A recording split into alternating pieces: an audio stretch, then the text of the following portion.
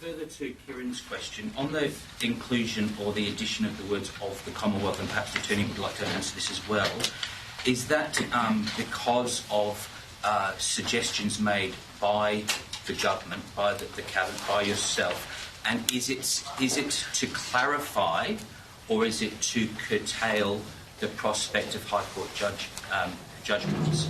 No, it's about clarification based upon the advice that we received.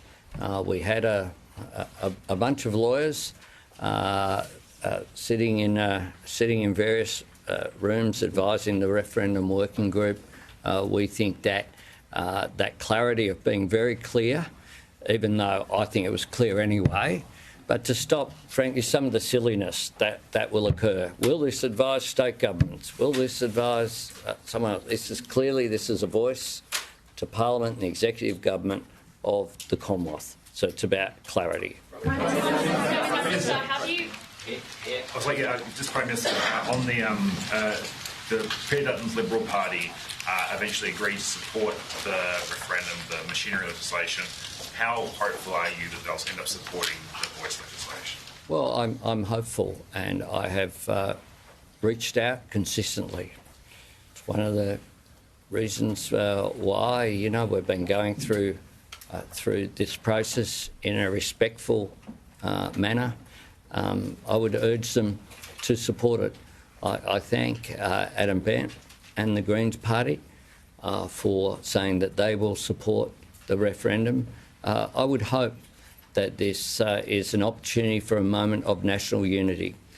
I think when people wake up the day after this referendum is held, there is an opportunity to wake up to a better Australia.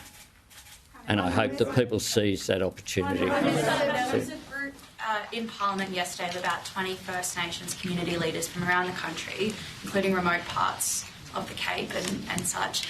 They're concerned that the Voice will only seek to further entrench segregation. What do you say to members of the First Nations community who are concerned by the Voice? Marcus is... I think I just want to be clear that we're not a homogenous group as Aboriginal and Torres Strait Islander people. We're going to have parts of our community that don't agree, but we carry a responsibility to make sure we bring them along on this journey. So we understand that there's going to be people coming through Parliament, like there's us here who are advising government, who are going to have a difference of views. But today is a monumentous day because the start gun goes. The race begins towards a yes campaign.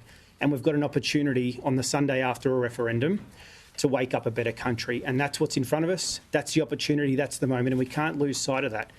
We'll work with our communities closely. If I think back to the question a little earlier around what does representation look like, there's a responsibility that we go out and speak to our communities to understand how they want to represent themselves as well.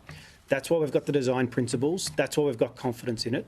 But we can't actually lose sight of the moment in history of where we stand today and where we'll get to, hopefully, on the Sunday after the referendum.